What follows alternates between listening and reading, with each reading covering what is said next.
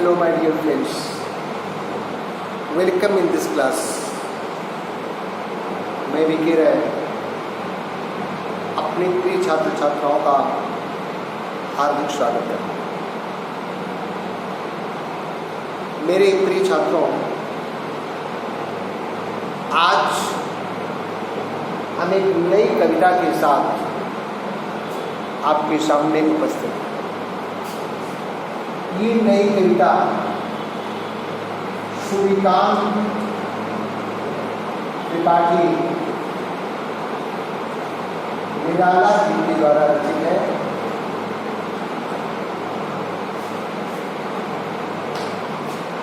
जिसका शीर्षक उत्साह। कविता का शीर्षक ही यह संकेत कर रहा है कि इस कविता के माध्यम से कवि ने जीवन में नए उत्साह का संचार करने की प्रेरणा दी होगी।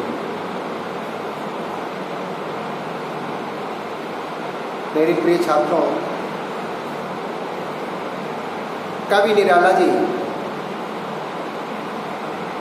क्रांतिकारी स्वर के अग्रदूत माने जाते हैं। उनकी रचनाओं में सामंतीशाही और पूंजीवादी शक्तियों का विरोध देखने को मिलता है। शोषित और दमनकारी प्रवृत्ति के लोगों का विरोध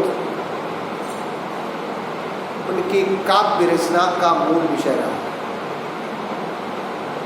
दमनकारी नीतियों के वे शुद्ध विरोधी थे। उनकी रचनाओं में इसी का मुख देखने को मिलता है और इसके लिए उन्होंने बादलों को अपनी काव्य रचना का माध्यम चुना है।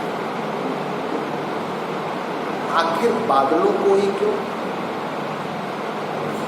ये प्रश्न मन में उठना स्वाभाविक है। आप देखते होंगे कि जब बादल बरसने को होते हैं तो बरसने के बोल या बरसने के साथ साथ उनमें चमक और कड़क दोनों देखेगा। ये चमक और कड़क एक तरीके से विध्वंसकारी शक्तियों का दमन करने का परिचायक माना। आप देखते होंगे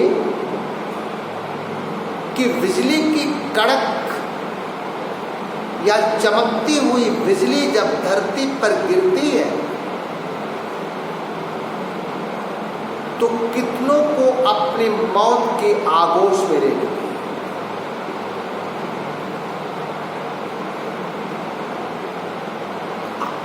इसीलिए कवि ने बादलों को अपनी काव्य रचना का मुख्य विषय चुना। बादलों के माध्यम से ही वह समाज में नव चेतना जागृत करने का संदेश देते। जो प्रस्तुत कविता है, यह कविता ही उन्हीं चीजों को ध्यान में रखते हुए कवि ने लिखी।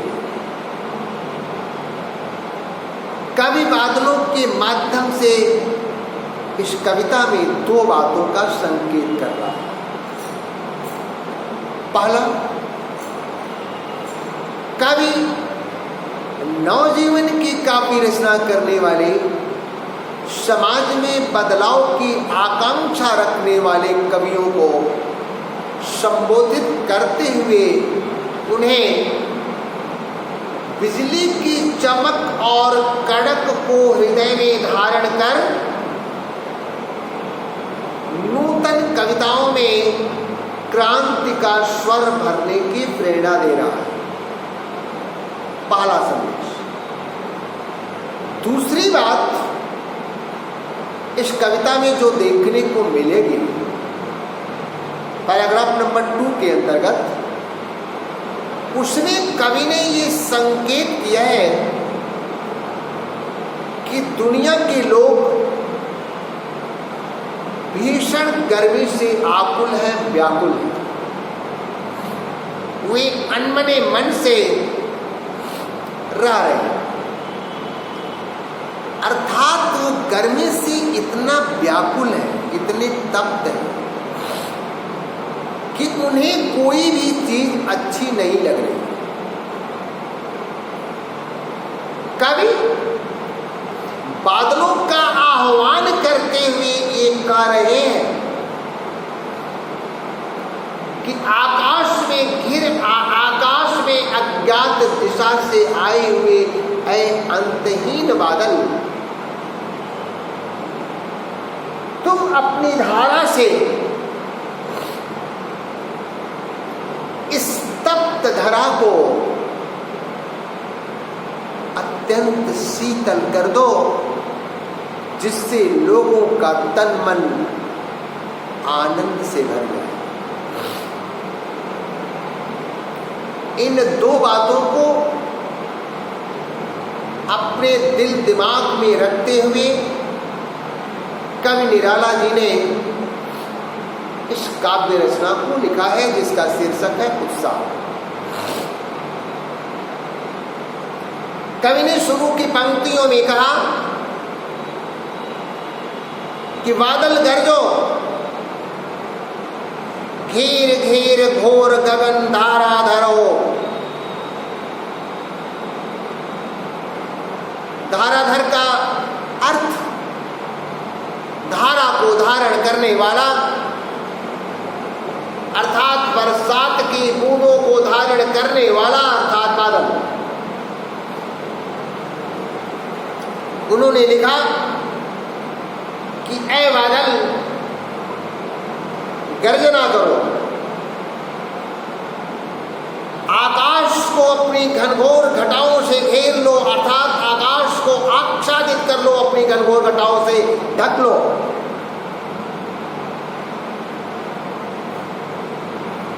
आगे उन्होंने लिखा कि ललित ललित काले घुघराले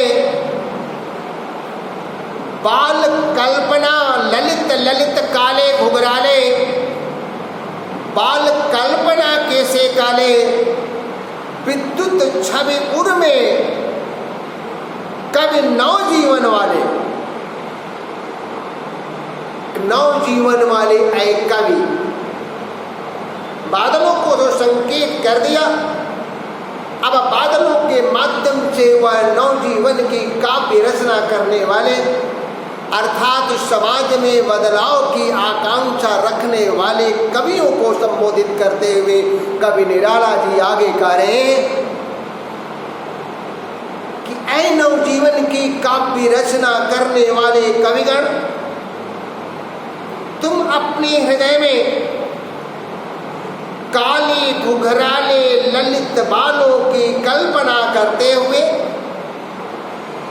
अर्थात सुंदर, ललित का मतलब होता है सुंदर, तुम अपने हृदय में उर हृदय, तुम अपने हृदय में काले घुंघराले सुंदर बालों की कल्पना करते हुए, अर्थात उन काले घुघराले, उन बादलों में कवि काले घुघराले सुंदर बालों की कल्पना कर रहा है। सघन बादलों में कवि काले घुघराले सुंदर बालों की कल्पना कर रहा है। इसीलिए कवि लिख रहा है कि ऐ नवजीवन की काव्य रचना करने वाले कवि, तुम अपने हृदय में काले घुघराले सुंदर बालों की कल्पना करते हुए विद्युत छवि उर में, अपने हृदय में विद्युत की छवि अर्थात बिजली की छवि में चमक, बिजली की चमक, और वज्र का अर्थ होता है कड़क, कठोर, यहाँ पर अर्थ कड़क से लेंगे। बिजली की चमक और कड़क को अपने हृदय में धारण कर नूतन कविता फिर भर दे अपनी नूतन कविताओं में, क्रांति का स्वर भर दो। अर्थात यदि बिजली, चमकती हुई बिजली, कड़कती हुई बिजली जब ये गिरती है तो धरती पर विप्लव कर देती है, धरती पर विनाश कर देती है। तो यदि बिजली, चमकती हुई बिजली धरती का विनाश करने की क्षमता रखती है, तो उसी बिजली के समान तुम अपनी कविताओं में क्रांति का वह स्वर भर दो जिससे विध्वंसकारी शक्तियों का तबाह हो जाए, विनाश हो जाए। समाज में क्रांति की एक नई चेतना है। ऊपर की लाइनें ये इंगित कर रही हैं कि कवि समाज में बदलाव की आकांक्षा रख रहा है और इस बदलाव की आकांक्षा रखने के लिए वह कवियों को अपनी नूतन काव्य रचनाओं में क्रांति का पुट डालने को कह रहा है, क्रांति का स्वर भरने को कह रहा है। यह क्रांति का स्वर आएगा तो कहाँ से आएगा? ये क्रांति का स्वर कहाँ से वो डाल पाएगा कवि? इसके लिए निराला जी ने उसे बादलों से सीखने की प्रेरणा दी। बादलों की चमक और कड़क जिस प्रकार से धरती पर विप्लव ला देती हैं, धरती पर विनाश की रेखाएं खींच देती हैं, ठीक उसी प्रकार से तुम भी अपनी नूतन कविताओं में क्रांति का वह स्वर भर दो जिससे सोए हुए लोग भी जाग उठे, उनकी दिल दिमाग में क्रांति का एक नूतन स्वर भर जाए जिससे विध्वंसकारी शक्तियां तुम दबाकर भाग जाओ। तो मेरे प्रिय छात्रों, आपने समझ लिया होगा कि बादलों के माध्यम से कवि नवजीवन की काव्य रचना करने वाले कवियों को अपनी कविता में क्रांति का स्वर भरने की प्रेरणा दे रहा है। वह कह रहा है, बादल गरजो, खूब गरजो, अपने घनघोर घटाओं से आकाश को आच्छादित कर लो, आकाश को ढक लो, उमड़ घुमड़ कर बादल बरसो, उमड़ घुमड़ कर बादल गरजो। पुनः नवजीवन की काव्य रचना करने वाले कवियों को संबोधित करते हुए कवि निराला कह रहे हैं कि ऐ समाज में बदलाव की आकांक्षा रखने वाले कविगण, तुम बादलों में काले घुघराले सुंदर बालों की कल्पना करते हुए, तुम बादलों में काले घुघराले सुंदर बालों की कल्पना करते हुए अपने हृदय में बिजली की चमक और कड़क को धारण कर अपनी नूतन कविताओं में बिजली के समान क्रांति का स्वर भर दो जिससे विध्वंसकारी शक्तियों का विनाश हो। समाज में एक नई चेतना है। पुनः आगे बढ़ रहे हैं। आगे की पंक्तियों पर आप गौर करेंगे कि विकल विकल उन्मन से थे उन्मन, विश्व के निदाग के सकल जन, आए अज्ञात दिशा से अनंत के धरा, अनंत के घन, तप्त धरा जल से घिर, शीतल जल से फिर शीतल कर दो, बादल कर दो। मैंने आपको पहले ही बतलाया था कि जो उन्होंने बादलों को संबोधित करते हुए अपना दूसरा अंश लिखा है, उसमें उन्होंने लिखा था, उसमें दिमाग में डाल देना, निदाग का अर्थ होता है गर्मी।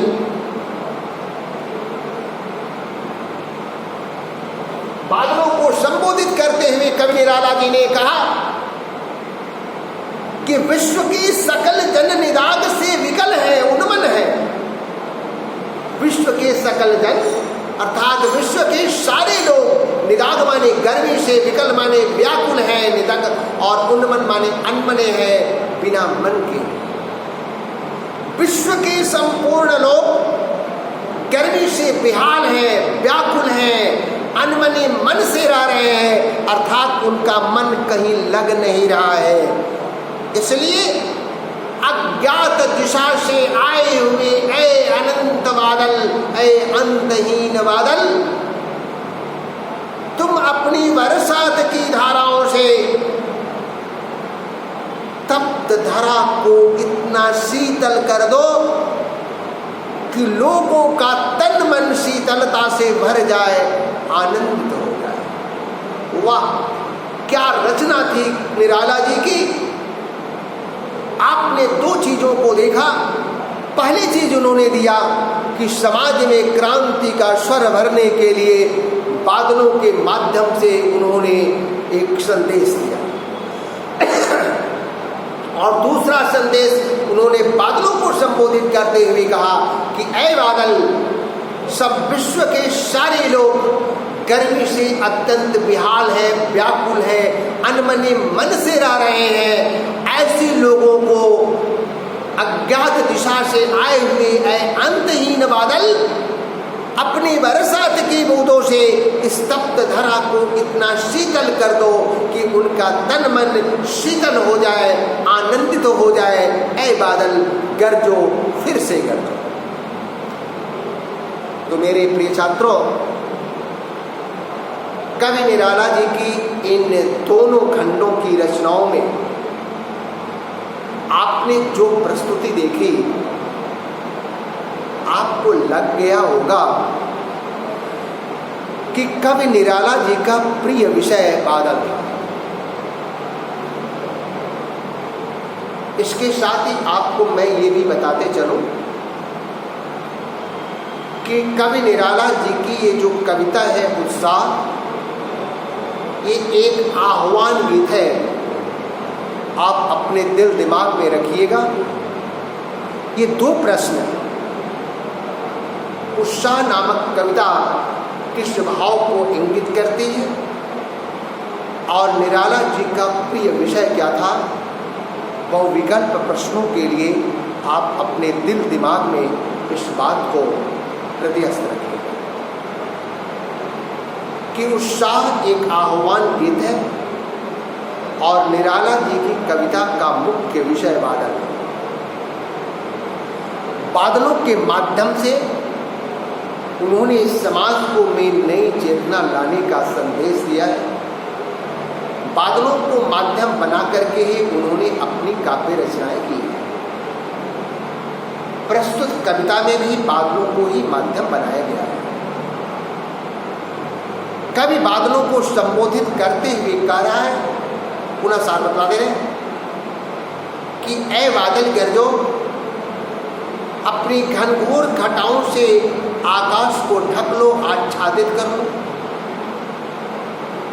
पुनः समाज में बदलाव की आकांक्षा रखने वाले कवियों को संबोधित करते हुए निराला जी कह रहे हैं कि ऐ नवजीवन की काव्य रचना करने वाले कविगण, तुम बादलों में काले घुघराले सुंदर बालों की कल्पना करते हुए अपने हृदय में बिजली की चमक और कड़क को धारण कर अपनी नूतन कविताओं में बादलों के समान ही क्रांति के स्वर भर दो, जिससे समाज में एक नई चेतना जागृत हो, समाज में एक नया उत्साह जागृत हो। पुनः बादलों को ही संबोधित करते हुए कवि आगे गाते हैं कि ऐ बादल, विश्व के संपूर्ण लोग गर्मी से अत्यंत ही आकुल है, व्याकुल है, बेचैन है, अनमने मन से रह रहे हैं। अतः ऐसे समय में अज्ञात दिशा से आए हुए ऐ अंतहीन बादल, तुम अपनी बूंदों से, तुम अपनी धाराओं से, तुम अपनी धारा से इस तप्त धरा को इतना शीतल कर दो कि गर्मी से बेहाल लोगों का तन मन शीतल हो जाए, आनंदित हो जाए। तो मेरे प्रिय छात्रों, मुझे उम्मीद है कि आप इस रचना को बखूबी समझ गए होंगे, अपने दिल दिमाग में इसको केंद्रित करेंगे, इसकी मुख्य बातों को अपने दिमाग में डालेंगे। मुख्य 4-5 बिंदु हैं, उसको आप अपने दिमाग में सोच के रखे रहिएगा कि उत्साह एक प्रकार का आवाहन गीत है। नंबर 2, बादल निराला की कविता का मुख्य विषय है। नंबर 3, कवि बादलों में काले घुघराले सुंदर बालों की कल्पना कर रहा है। नंबर 4, बादलों के माध्यम से कवि नूतन कविता में क्रांति का स्वर भरने की प्रेरणा दे रहा है। ये इस कविता के मुख्य अंश हैं। इन्हीं शब्दों के साथ आज हम आपसे विदा ले रहे हैं। आगे फिर आपसे मुलाकात होगी, तब तक के लिए नमस्कार।